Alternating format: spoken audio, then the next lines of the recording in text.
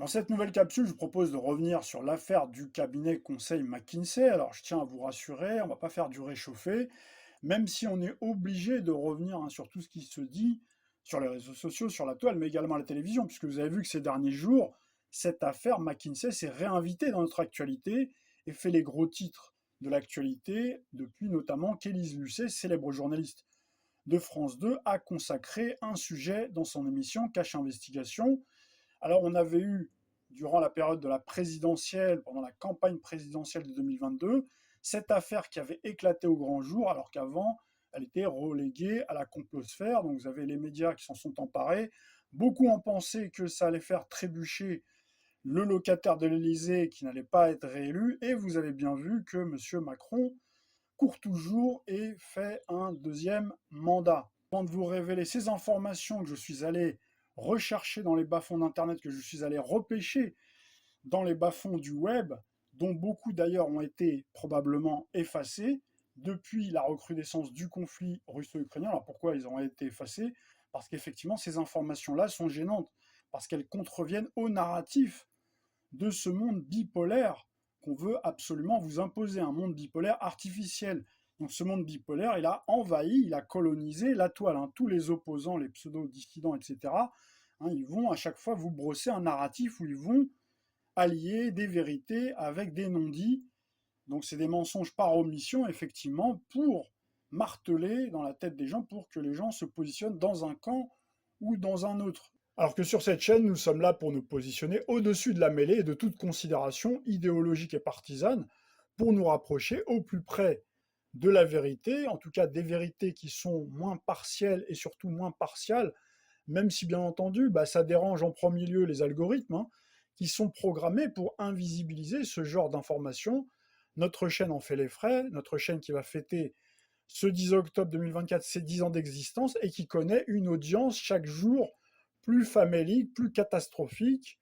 Et ces informations sont aussi du poil à gratter pour ceux qui ont fini par adhérer à ce monde bipolaire. C'est-à-dire d'un côté, vous avez les USA, l'Union européenne, les forces de l'OTAN, en soutien à l'Ukraine contre les BRICS, avec comme chef de file la Russie, la République populaire de la Chine communiste, l'Inde et de nombreux pays alliés de l'Afrique et d'autres pays d'Amérique latine ou du Moyen-Orient, alors qu'en réalité, chacun de ces blocs travaille à sa façon pour l'avancement de la mise en place officielle d'une gouvernance mondiale. Et pour vous le prouver, vous allez voir dans quelques instants que le cabinet conseil McKinsey, donc qui est censé être un cabinet conseil américain, n'a pas seulement piloté les politiques de Macron, donc de la France, des USA ou d'autres pays de la zone euro. Vous allez voir, on va en reparler dans quelques instants après cette compilation. Il se dit engagé dans les transformations décisives de ses clients. Son nom, McKinsey & Company. Son métier, le conseil en stratégie. Depuis cet hiver, ce cabinet américain qui agit dans l'ombre s'est retrouvé sous les projecteurs. Et pour cause, le 4 janvier, le site Politico révèle que McKinsey a notamment conseillé la France dans sa stratégie vaccinale contre le Covid-19. À aucun moment depuis le début du quinquennat, l'État ne s'est inquiété de savoir si l'une des entreprises à qui il donne des centaines et des centaines de millions d'euros paye des impôts ou pas. Je suis porte-parole du gouvernement, je ne suis pas ministre à Bercy. Un rapport du Sénat pointe les 2,4 milliards d'euros dépensés. Milliards. C'est pas qu'une affaire de copinerie, ce serait trop facile que de dire ça. On est dans une logique. Moi, je ne verserai jamais dans le populisme, qui consisterait à dire que c'est du populisme, jamais, au grand jamais, l'État n'aurait pas besoin d'aller chercher une vision externe. 2,4 milliards. McKinsey paiera tous les impôts qu'ils doivent à la France, rubis sur l'ongle. Je comprends que ça puisse agacer des membres du gouvernement qui participent à ce système. Et donc que quiconque a la preuve qu'il y a une manipulation mette le contrat en cause au pénal. Mais monsieur, si. L'ancien ministre se cache derrière un mur. J'étais en train de faire une conférence, de commencer une conférence dans un lieu qui d'ailleurs n'est pas un lieu public, avec une centaine de personnes. D'un seul coup, vous avez une caméra qui surgit et qui vous dit expliquez-vous sur l'affaire McKinsey. Je n'ai pas de raison immédiatement répondre à quelqu'un qui vient m'agresser. Allez-vous ? L'affaire McKinsey, c'est un scandale où l'État français a permis à un cabinet privé de lui facturer des millions en l'échange de tâches inutiles. Tout commence en 2015. Lorsque Macron est encore ministre de l'économie, il fait appel à McKinsey pour l'aider à rédiger des lois. C'est gratuit au début, sous couvert de pro bono, mais c'est ce qui suit qui est beaucoup moins innocent. Pendant la campagne présidentielle de 2016, McKinsey soutient activement Macron, travaillant en sous-main sur sa plateforme de campagne. Problème, rien de tout cela ne figure dans les comptes officiels, ce qui crée une zone grise très douteuse. Après son élection, McKinsey décroche des missions gouvernementales, certaines totalement inutiles et pourtant facturées à prix d'or. Un exemple frappant, un rapport de 400 000 € qui n'a jamais été utilisé. Vous êtes dangereuse par vos façons de faire. Et au total, sous le premier quinquennat, McKinsey a encaissé 78 millions d'euros de la part de l'État. McKinsey, malgré ses juteux contrats, n'a pas payé d'impôts sur les sociétés en France pendant 10 ans. Bonjour, Élise Lucet, Cache Investigation, France 2. Les Français, qui sont parmi les plus taxés au monde, ont toutes les raisons de s'indigner face à cette injustice fiscale flagrante. Le gouvernement français a également pris la décision d'engager McKinsey pour le conseiller sur la logistique de la campagne de vaccination. Le cabinet de conseil a travaillé avec le gouvernement sur cette question depuis au moins début décembre, selon des documents internes. Ces conseils portaient sur la définition du cadre logistique, le développement d'un benchmark logistique par rapport à d'autres pays et l'aide à la coordination opérationnelle du groupe de travail dédié, a déclaré un responsable du ministère de la Santé. Le 12 janvier dernier, le ministre de la Santé a été interrogé par la Commission des Affaires sociales de l'Assemblée nationale sur les raisons qui ont poussé le gouvernement à faire appel à McKinsey. Olivier Véran explique qu'il est classique et cohérent de s'appuyer sur l'expertise du secteur privé. Selon les informations du magazine Le Point, le cabinet n'interviendrait aucunement sur les choix de nature politique et sanitaire. Une prestation de conseil qui serait donc facturée 2 millions d'euros par mois selon les informations de l'hebdomadaire. La rencontre entre McKinsey et Emmanuel Macron ne date en réalité pas d'hier. Leur lien remonte à 2007 selon une enquête du quotidien Le Monde. Le président français était alors rapporteur général adjoint de la commission Attali pour la libération de la croissance, commission pour laquelle le cabinet McKinsey avait mis à disposition des consultants gratuitement. Mais tout s'accélère en 2016 alors qu'Emmanuel Macron vise l'Élysée. Emmanuel Macron n'a pas encore annoncé sa candidature, mais à l'été 2016, des groupes de travail sont déjà constitués pour élaborer son programme. On y croise Thomas Cazenave, mais aussi une dizaine de salariés de McKinsey. Ils planchent sur l'économie comme sur les dossiers régaliens. Les membres du cabinet ont-ils proposé leurs services bénévolement ou sur leur temps libre? McKinsey n'a pas répondu au Monde à ce propos et le journal précise qu'aucune trace de cette collaboration n'a été trouvée dans les factures de la campagne déposées à la Commission nationale des comptes de campagne et des financements politiques. Une fois Emmanuel Macron élu, des anciens de McKinsey le suivent. L'un devient directeur adjoint du cabinet de Mounir Majoubi, secrétaire d'État au numérique. Un autre, chef du pôle projet à LRM. Enfin, Éric Labbé, le dirigeant de McKinsey qui siégeait à la commission Attali, change aussi de métier. En août 2018, il est nommé par Emmanuel Macron président de Polytechnique. En réalité, McKinsey n'a pas attendu Emmanuel Macron pour tisser sa toile dans les plus hautes sphères des États. Déjà, sous la présidence de Nicolas Sarkozy, la firme avait conseillé le ministère de l'Identité nationale sur une optimisation du processus de naturalisation. Hors de l'Hexagone, McKinsey aurait notamment travaillé avec le gouvernement Merkel sur la gestion de l'accueil des migrants. Vous n'êtes pas dans une situation de puissance à puissance, que vous ne pouvez pas défendre correctement sur ce sujet des intérêts de la France, parce que vos intérêts sont liés, parce que vous dépendez du pouvoir russe. Et que vous dépendez de M. Poutine. Alors il y aura énormément de choses à dire sur ce débat de l'entre-deux tours de la présidentielle 2022, mais on va rester focus sur notre sujet du jour. Donc là, vous avez une capture écran Libération en direct. Rothschild confirme, oui, nous avons aidé Macron à devenir président grâce à McKinsey. Ici, vous avez la copie écran d'un article que vous trouvez en raclant le fond du web qui vous confirme l'installation de la banque Rothschild en Russie qui s'est produite entre 1883 et 1886. Alors pour ceux qui ont la naïveté de penser que Vladimir Poutine, à son arrivée aux commandes de la Russie, a viré les membres de la banque Rothschild, il faut bien se rendre compte que ces prédateurs, une fois qu'ils ont acéré leurs griffes sur une proie, ils ne la lâchent jamais. Pour le reste, je vous renvoie à nos capsules précédentes ainsi qu'aux travaux de recherche conséquents de Pierre Hillard qui vous confirment avec des preuves factuelles que l'État profond russe est infesté du messianisme et de la même idéologie mystique, pour ne pas dire plus, de ceux qui mettent au pouvoir nos marionnettes de dirigeants en Occident. Alors pour le cas de la Russie, on peut dire que l'État profond russe a été bien inspiré en plaçant un ancien du KGB, puisque les personnes qui font partie des services secrets sont maîtres dans l'art de la dissimulation en général, contrairement à ce qu'affirment certains alerteurs justement qui prétendent que Poutine n'est jamais passé par les Young Global Leaders et que c'est une manœuvre de Klaus Schwab quand il a fait ses déclarations en 2017 pour le salir et semer la discorde au sein de la dissidence. Alors vous avez cet argument qui est invoqué, par exemple le fait que pour être Young Global Leader, il faut avoir moins de 40 ans, mais il se trouve justement que M. Poutine avait ce prérequis lorsqu'il s'est engagé en politique en sortant du KGB, très précisément le 20 août 1991, il avait 39 ans. Et si vous n'en êtes toujours pas convaincu, attendez la suite concernant les collusions de McKinsey avec certains secteurs clés de l'industrie de la Russie, donc ça devrait normalement parachever de vous en convaincre, en plus de tout ce qui a déjà été vu ensemble. Alors voici l'extrait d'un article de l'organe de presse en ligne Le Courrier International qui révélait que le fameux cabinet McKinsey, cabinet conseil McKinsey, le cabinet préféré de M. Emmanuel Macron, dont on parle tant en ce moment et qui fait l'objet de cette capsule, a travaillé avec l'armement russe. Alors cette information doit normalement agir sur vous comme un véritable électrochoc d'apprendre que l'armement russe, un secteur aussi stratégique, censé être top secret surtout dans cette période de conflit russo-ukrainien, a collaboré de façon étroite avec un cabinet américain et pas n'importe lequel. C'est celui qui a été partie prenante et à la tête, je dirais la tête de pont dans l'opération Covid. Mais aussi, vous allez le voir, ou plutôt le revoir dans quelques instants parce qu'on en a déjà parlé sur la chaîne, McKinsey a également piloté les politiques sur le réchauffement climatique.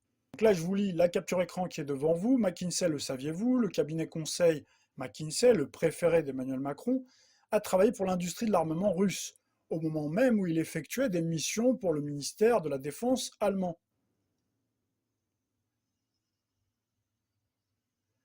Alors vous avez une autre capture écran intitulée « Russie, US, McKinsey des deux côtés du mur ». Donc là, comprenez par mur ici le nouveau rideau de fer des temps modernes.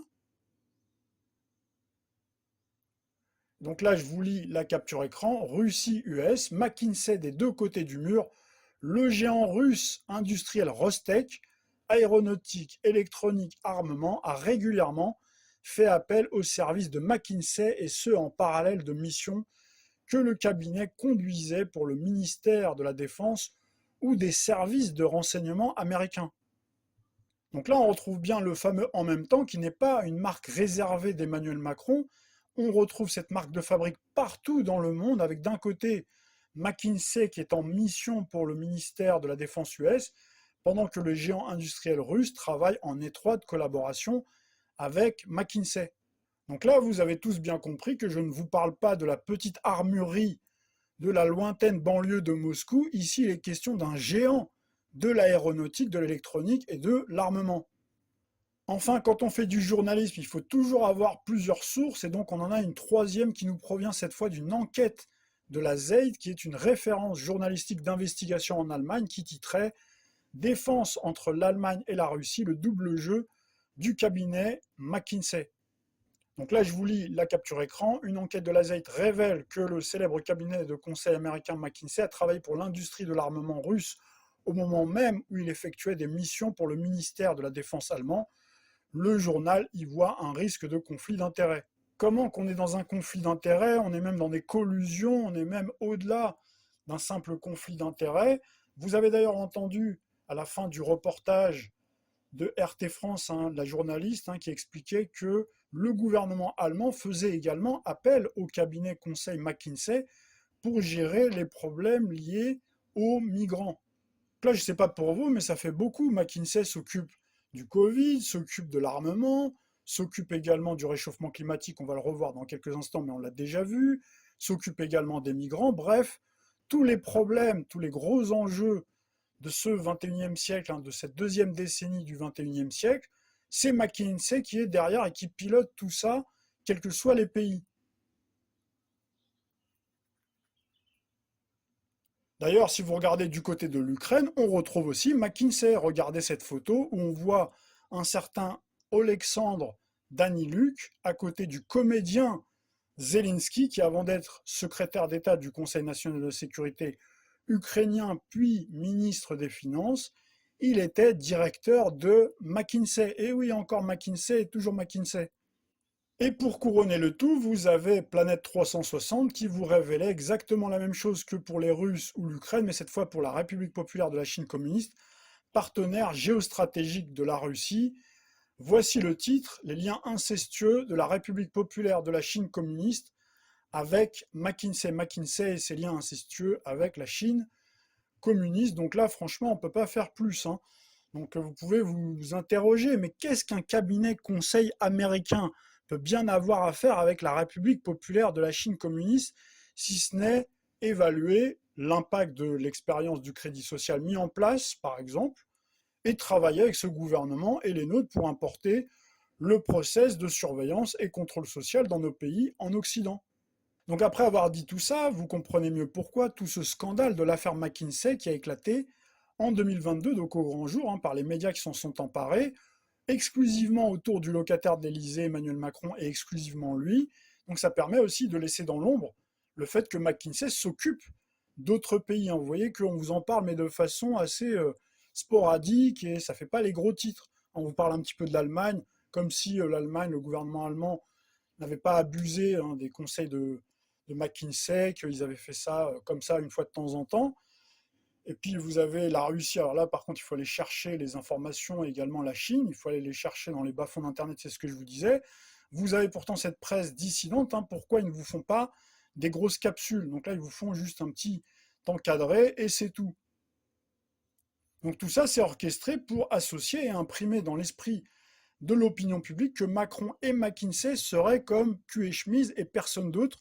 De surcroît, ce scandale permet de confirmer un label américano-occidental tant de Macron et McKinsey. Donc ça permet de continuer à faire croire que le corpus idéologique de Macron, c'est un néolibéral, un point c'est tout, alors que Macron, ce n'est pas un scoop, pratique le fameux en même temps. Quand il faut être néolibéral, quand il faut mettre la casquette de néolibéral parce que ça avantage l'avancée des plans mondialistes, il est néolibéral. Exemple, traité de libre-échange qui ruine nos agriculteurs, nos éleveurs, on importe de la viande ou du lait de mauvaise qualité, pas sécure en tout cas, qui fait 10 000 bornes, tant pis cette fois pour le climat.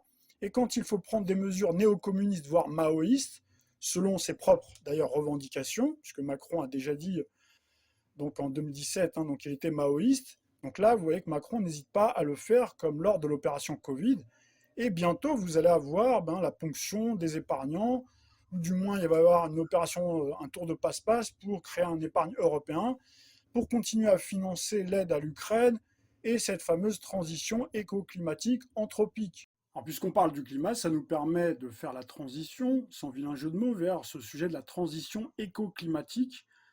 Donc vous avez McKinsey qui était déjà à la manœuvre depuis 2009. Donc nous l'avons déjà évoqué quand on a fait l'historique du crédit social. Donc là, vous avez cet article de JO qui est daté du 28 janvier 2009, réactualisé et mis à jour le 23 mars 2012, qui titrait « 200 mesures pour limiter les émissions de CO2 ». Dans un rapport rendu public en janvier, le cabinet de consultants McKinsey & Co dresse la liste de 200 mesures à prendre d'ici 2030 pour parvenir à limiter le réchauffement de la planète à 2 degrés. Vous voyez, il parle bien de la planète, c'est pas la France. Donc là, on voit bien que McKinsey, il s'occupe de la planète.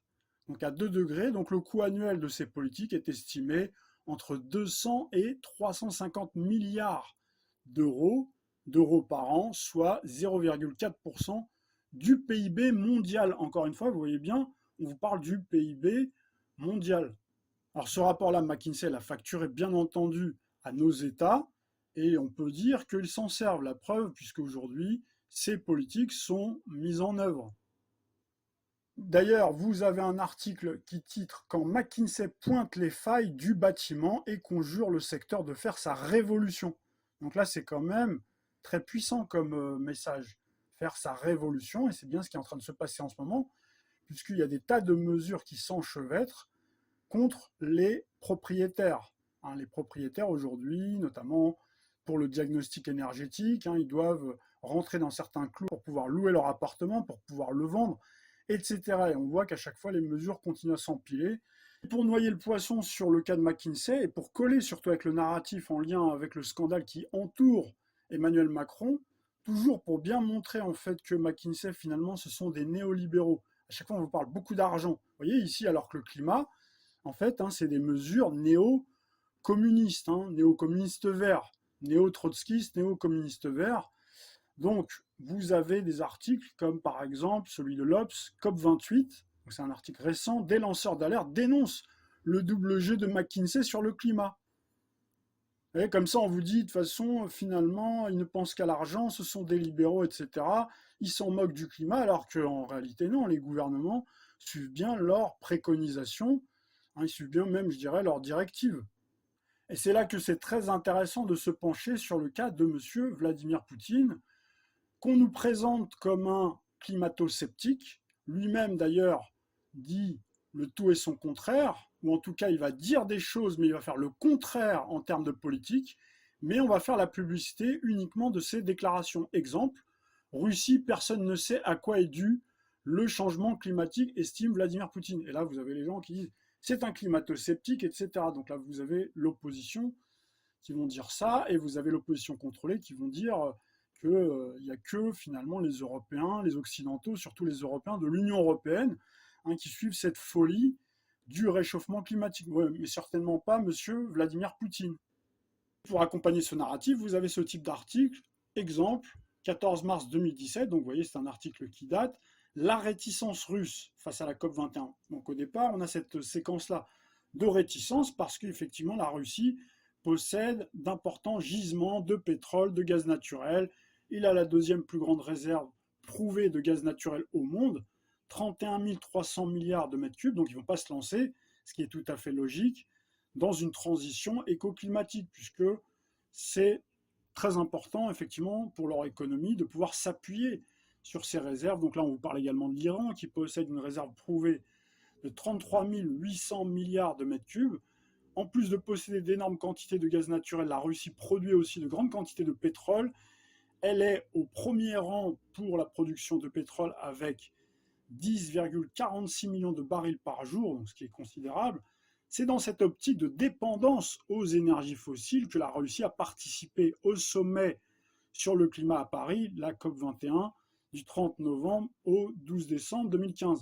Donc vous voyez, finalement, ils participent quand même, mais ils vous disent, ils sont réticents, mais ils participent quand même. Donc certains vont dire c'est bien, parce que la Russie, du coup, elle n'est pas exclue, ou du moins elle ne s'exclut pas elle-même du concert des nations, mais attendez la suite. On pourrait même dire, si on remonte dans le passé, que la Russie avait déjà commencé en réalité à réduire ses émissions de gaz à effet de serre dès la chute du mur, c'est-à-dire du bloc soviétique, du mur de Berlin, du bloc soviétique. Donc là, vous avez cet article-là. Le pays s'engage à réduire ses émissions de CO2 de 25-30% comparativement à 1990, soit un an avant la chute de l'Union soviétique. Or, on remarque qu'après la fin de l'URSS, la Russie avait déjà réduit ses émissions de CO2 d'environ 30%. Donc là, on vous dit jusqu'ici connue pour ses positions de blocage ou au mieux attentistes, la Russie multiplie depuis plusieurs mois les signaux positifs à l'égard de la bataille climatique. Il y a un an, Moscou ratifiait finalement, vous voyez, finalement l'accord de Paris. Alors que les États-Unis s'en retiraient officiellement le 4 novembre dernier, Vladimir Poutine publiait le même jour de nouveaux engagements pour un développement bas carbone. Ironie ou coïncidence, le 4 novembre dernier, alors que les États-Unis quittaient officiellement l'accord de Paris, la Russie, généralement peu allante sur le sujet, prenait de nouveaux engagements climatiques. Vladimir Poutine a en effet fait publier ce même jour un décret qui vise une réduction des émissions de gaz à effet de serre de 30% d'ici 2030, en tenant compte au maximum de ses puits de carbone, précise le président russe, alors que le pays détient le plus important couvert forestier. Et donc vous avez cette troisième séquence où la Russie rentre franchement dans ce processus de décarbonation, dans cette arnaque de l'idéologie climatique. À ne pas confondre, bien entendu, avec la science de l'environnement. On a déjà vu la différence sur de nombreuses capsules qui ont été publiées, que ce soit ici sur YouTube et également sur Odyssée. Donc climat, Poutine engage la Russie dans la voie de la décarbonation au plus tard en 2060. Donc, vous voyez, le rythme n'est pas le même que l'Union européenne, mais il s'y engage quand même. La Russie a un plan pour réduire les émissions de gaz à effet de serre jusqu'en 2050. Quota carbone, électrification des transports, économie circulaire, construction de villes à 15 minutes. Ah, ça ne vous rappelle pas quelque chose? En passant, c'est la firme McKinsey qui a géré la crise sanitaire en Russie comme au Canada et qui gère les chantiers de la 4e révolution industrielle. La Russie est totalement alignée avec les objectifs de diminution des gaz à effet de serre causés par l'activité humaine, soi-disant bien entendu causés. C'est pour ça d'ailleurs qu'on vous parle de réchauffement climatique anthropique. Ce sont les exactes mêmes mesures que tous les pays occidentaux et la même cible que l'on a à chaque fois 2030-2050. Ça nous vient de RTBF. Climat, la Russie vise une réduction des émissions de gaz à effet de serre de 30% d'ici 2030. COP27, la Russie, ce pays cancre, vous voyez, pays cancre climato-sceptique qui voit le réchauffement climatique finalement d'un bon œil. Et enfin, vous avez cette 4e séquence où vous avez des ONG, des associations qui sont financées par tous ceux qui ont profité de la filière pétrolière et des énergies fossiles pendant des décennies, qui se sont enrichis, qui ont fait tant de mal à la planète, et qui financent toutes ces associations, qui endoctrinent les jeunes, et donc qui portent plainte contre l'État, alors que l'État en fait déjà beaucoup de choses. D'ailleurs, on s'en plaint parce que c'est une véritable escroquerie, c'est une véritable arnaque. Et donc là, vous avez des plaintes qui sont lancées contre l'État français pour inaction climatique. Donc je vous ai expliqué justement que dans le futur, ils veulent tout mettre par terre afin justement de remplacer toutes les normes qui protègent nos libertés individuelles, et donc nos libertés, par exemple, d'avoir une maison, d'être propriétaire, etc. Entre autres, ce sont les libertés publiques, les libertés individuelles. Donc là, vous avez ces plaintes contre l'État, et on retrouve la même chose en Russie. Regardez ici l'article de Reporter, des citoyens russes poursuivent leur gouvernement pour inaction climatique. Cette vidéo est maintenant terminée. Si vous l'avez appréciée, que vous l'avez trouvée d'utilité en termes de réinformation, n'hésitez pas à la liker, c'est très important pour le référencement, ainsi qu'à la partager au plus grand nombre, surtout en direction des personnes qui sont imprégnées de ce narratif qui consiste à vous présenter la Russie et les BRICS comme une alternative crédible au mondialisme.